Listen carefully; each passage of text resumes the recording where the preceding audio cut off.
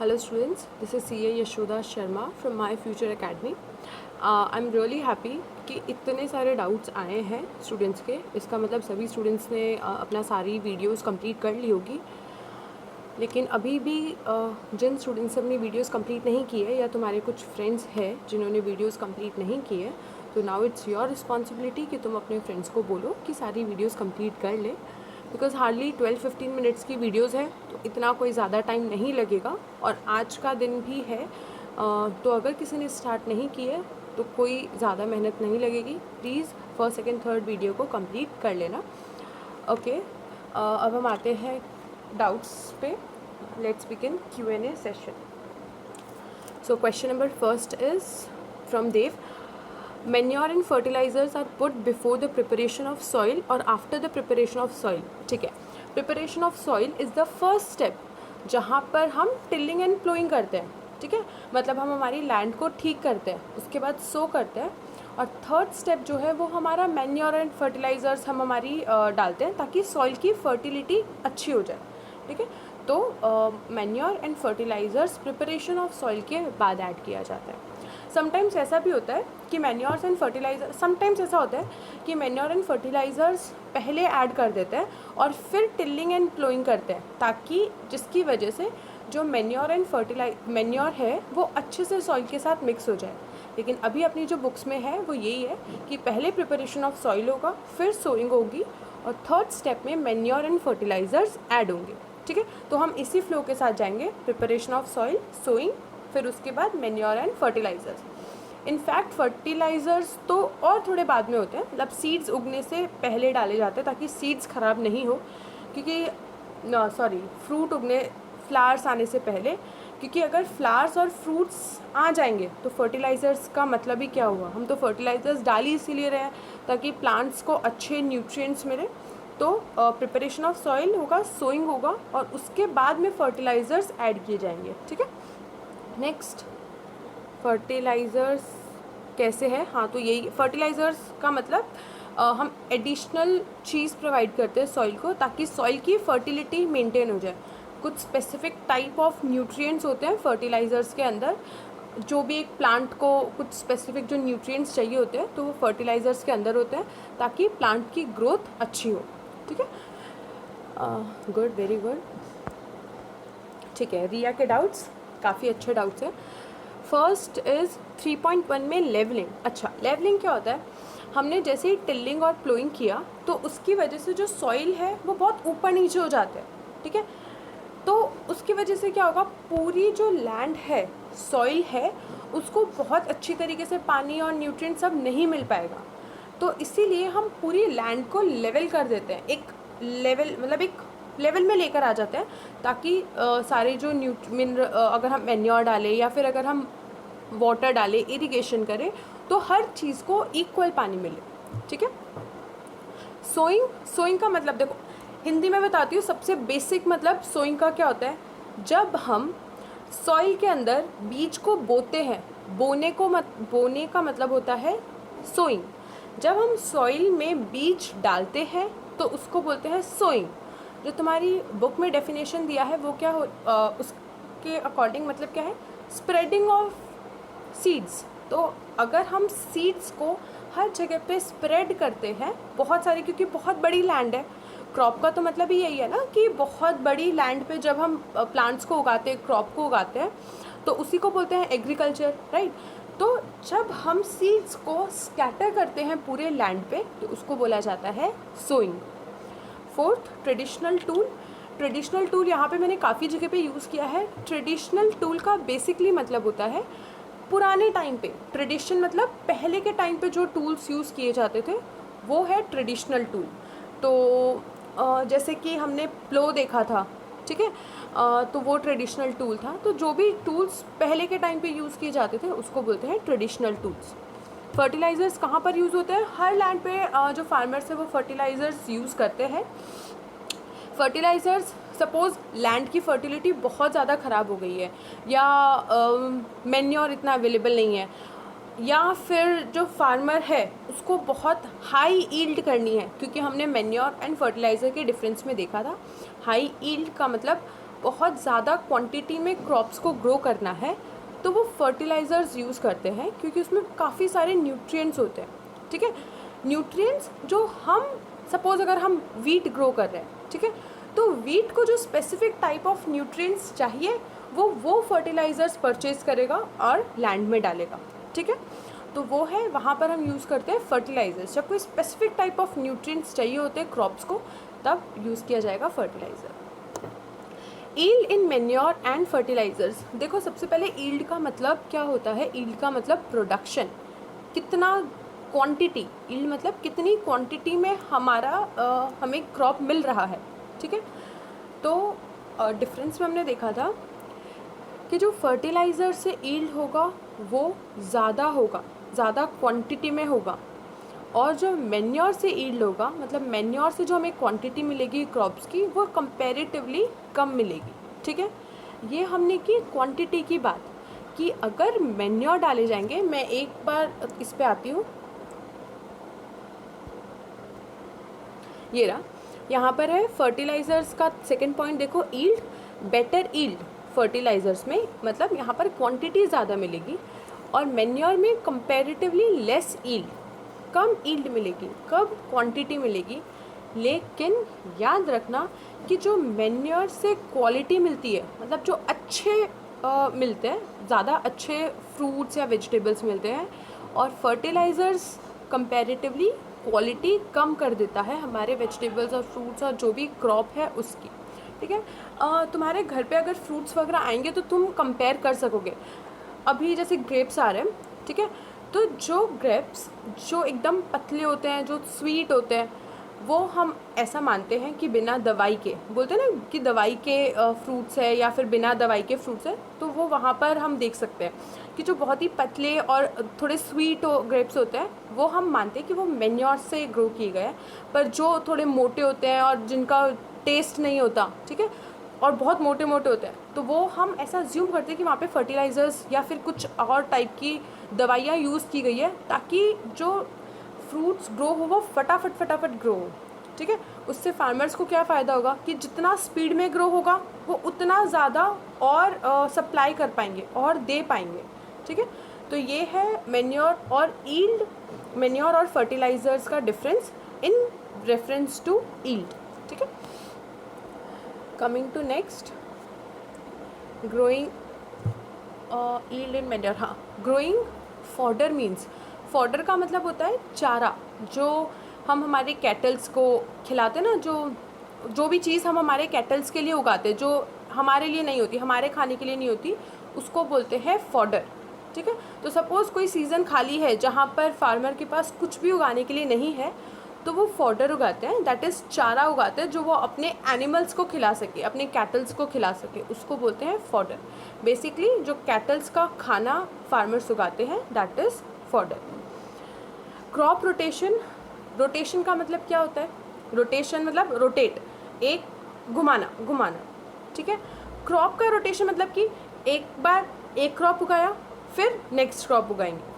तो एक ही साल में हम सेम क्रॉप नहीं उगाएंगे, या फिर हम हमारी फील्ड को ऐसी नहीं रहने देंगे। एक सीज़न में हम एक टाइप ऑफ क्रॉप उगाएंगे, नेक्स्ट सीज़न में हम दूसरा टाइप ऑफ क्रॉप उगाएंगे, ठीक है, फिर दूसरा टाइप ऑफ क्रॉप उगाएंगे। क्रॉप रोटेशन मतलब हम डिफरेंट सीज़न में डिफरेंट टाइप्स ऑफ क्रॉप्स को ग्रो करते हैं, उसको बोलते हैं क्रॉप रोटेशन। डिफरेंट सीज़न में डिफरेंट टाइप्स ऑफ क्रॉप को ग्रो करना, तो वो हो गया हमारा क्रॉप रोटेशन, ठीक है।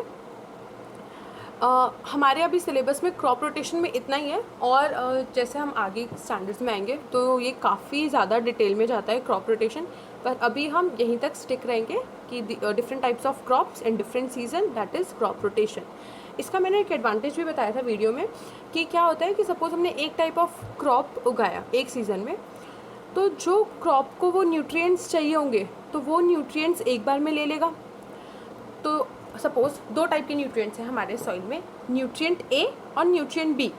हमने वीट उगाया तो वीट ने सारा न्यूट्रिएंट ए ले लिया, अभी भी सॉइल में कौन सा न्यूट्रिएंट बाकी है, एग्जैक्टली न्यूट्रिएंट बी।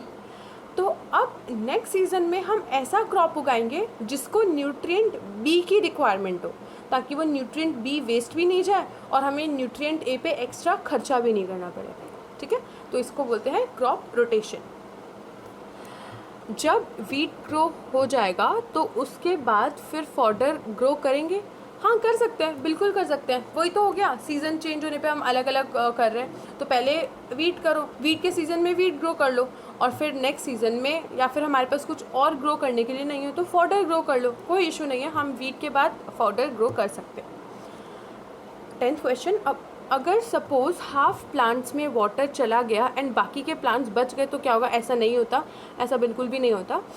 इतना ज़्यादा पानी जाता है तो सभी प्लांट्स में पानी चला जाता है, इक्वल नहीं जाएगा पर फिर भी सभी प्लांट्स में पानी जाता है। ठीक है, पर हमें फिर भी ऐसा देखने को मिलता है कि हमने हमारी पूरी फील्ड है, ठीक है, पूरी फील्ड है जहाँ पे हमने क्रॉप्स को ग्रो करके रखा है। कुछ जो प्लांट्स होंगे उनमें बहुत अच्छा फ्रूट्स उगेंगे, कुछ प्लांट्स में नहीं उगते। वो सॉइल की वजह से होता है कि कहीं पे अच्छा मैन्योर गया होगा, कहीं पे कम गया होगा, तो उसकी वजह से भी डिफरेंस आ सकता है। पर ऑल टुगेदर ऐसा नहीं होगा कि कहीं पे बहुत ज़्यादा पानी चला गया और कहीं पे बिल्कुल भी पानी नहीं जाएगा। पर फिर भी अगर हम एक्सट्रीम केस ले लेते हैं कि सपोज़ पानी नहीं गया तो क्या, तो वो प्लांट फिर ग्रो नहीं होगा, बिकॉज प्लांट के लिए नेसेसरी है वाटर, सनलाइट एंड मिनरल्स, जो कि हमने 7th स्टैंडर्ड का फर्स्ट चैप्टर किया था। ठीक है, तो अगर पानी नहीं गया तो वो प्लांट ग्रो नहीं हो पाएगा। ओके, रिया के डाउट्स यहाँ पे ख़त्म होते हैं। रियांश, फर्टिलाइजर्स आर गुड और मैन्योर? मैं बोलूँगी मैन्योर इज़ गुड, 100%। मैं मैन्योर के फेवर में हूँ। क्यों? क्योंकि हम यहाँ पर देखते हैं ऑल्सो तुम्हारी बुक्स में मैन्योर्स के एडवांटेजेस दिए हुए हैं। मैं चाहती हूँ कि सब लोग वो एडवांटेजेस ऑफ मैन्योर को गो थ्रू करें, पर अभी हम देखते हैं, हम खुद एनालाइज करेंगे कि क्यों मैन्योर बेटर है फर्टिलाइज़र से। पहले फर्टिलाइज़र के एडवांटेजेस देखते हैं कि फर्टिलाइज़र क्या है, rich in specific nutrients, fine, पर उसके बावजूद जो फर्टिलाइज़र है वो एक तरीके का केमिकल है, उसके अंदर काफ़ी सारे केमिकल्स होते हैं। ठीक है, इसीलिए वो हमारे पोल्यूशन क्रिएट करता है, वाटर पोल्यूशन क्रिएट करता है, और वो हमारी सॉइल को ह्यूमस भी प्रोवाइड नहीं करता। तो जिसकी वजह से क्या होगा, अगर हम कंटिन्यूसली फर्टिलाइज़र्स यूज़ करते गए, मतलब हमने सपोज़ मैन्योर यूज़ करना छोड़ दिया, हम फर्टिलाइज़र यूज़ कर रहे हैं, तो धीरे धीरे क्या होगा, हमारी सॉइल की फर्टिलिटी ख़राब होती जाएगी। क्यों? क्योंकि उसके पास एक टाइप ऑफ ही न्यूट्रिएंट्स आएंगे जो कि प्लांट सारे यूज़ कर लेंगे। सेकंड, उसके अंदर केमिकल है, केमिकल की वजह से सॉइल ख़राब होता है, केमिकल की वजह से सॉइल भी ख़राब हो रहा है, केमिकल की वजह से वाटर भी ख़राब हो रहा है। ठीक है, तो एक बार के लिए हमें बहुत ज़्यादा क्वांटिटी में फ्रूट्स या वेजिटेबल्स मिलेंगे, पर अगर हम लॉन्ग टर्म में देखें, लंबे समय में देखें, तो फर्टिलाइज़र्स की वजह से लैंड भी ख़राब होगा, वाटर भी ख़राब होगा। थर्ड, फार्मर की हेल्थ पे भी इफ़ेक्ट होता है अगर फर्टिलाइज़र्स ज़्यादा क्वांटिटी में यूज़ करते हैं, क्योंकि अगेन फर्टिलाइज़र्स में केमिकल्स होते हैं जिसकी वजह से फार्मर की हेल्थ ख़राब होगी। ठीक है, तो फर्टिलाइज़र्स 100% गुड नहीं है। खाली फर्टिलाइज़र का एक ही एडवांटेज है, दो एडवांटेज है कि उसमें स्पेसिफिक टाइप के न्यूट्रिएंट्स होते हैं। सेकंड, वो हमें ज़्यादा क्वांटिटी, हाई यील्ड प्रोवाइड करता है, high quantity of crop provide करता है। ठीक है, कमिंग टू मैन्योर्स, मैन्योर सबसे पहले ऑर्गेनिक सब्सटेंस है, उसके अंदर जो माइक्रो ऑर्गेनिज्म से जो वो बनता है, तो वो हमारे सॉइल की ह्यूमस भी प्रोवाइड करता है। ह्यूमस क्या होता है, जब प्लांट्स और एनिमल्स डिकम्पोज होते हैं तब एक गैस रिलीज़ होती है, उसको बोलते हैं ह्यूमस। तो वो ह्यूमस हमारी सॉइल की फर्टिलिटी को अच्छा करता है। ठीक है, दो, जो मैन्योर है वो लेस रिच इन न्यूट्रिएंट्स होता है। तो क्या हुआ, सपोज़ जहाँ पे हमें इतना फर्टिलाइज़र यूज़ करना पड़ रहा है, हम वहाँ पे इतना मैन्योर यूज़ कर लेंगे। अगर कम उसमें न्यूट्रिएंट्स है तो हम ज़्यादा क्वांटिटी में मैन्योर यूज़ कर लेंगे। ठीक है, पर अगर हम मैन्योर यूज़ करते हैं तो लॉन्ग टर्म में हमारी सॉइल की फर्टिलिटी भी इंक्रीज़ होती है, हमें क्वालिटी ऑफ क्रॉप्स मिलेंगे और हमें ह्यूमस भी मिलेगा, और सबसे इम्पॉर्टेंट चीज़, फार्मर की हेल्थ ख़राब नहीं होगी और कोई भी टाइप का पोल्यूशन क्रिएट नहीं होता है। ठीक है, तो मैन्योर आर बेटर।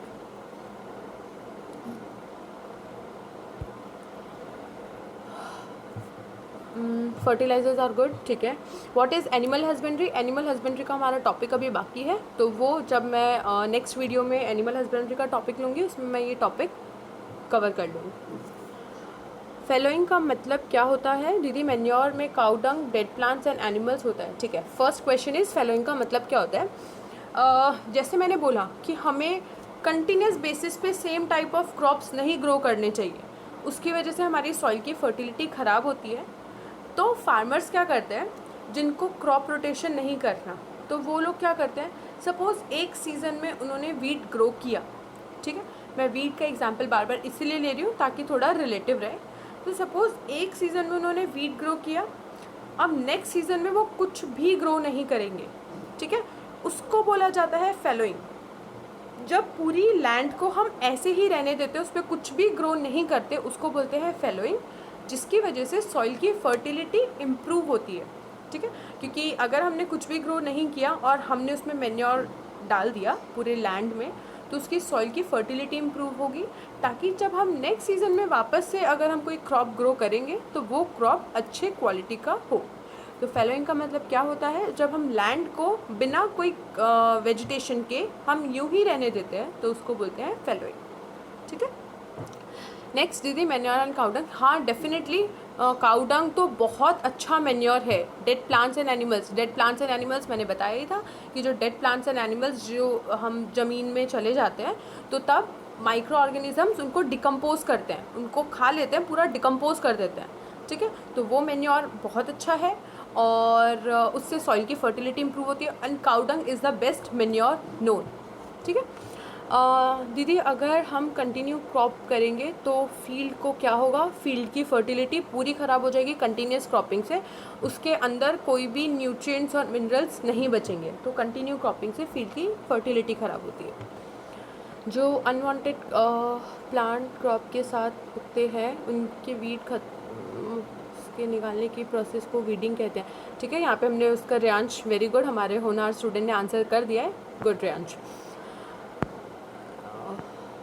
अच्छा सेकेंड थिंग जतिन,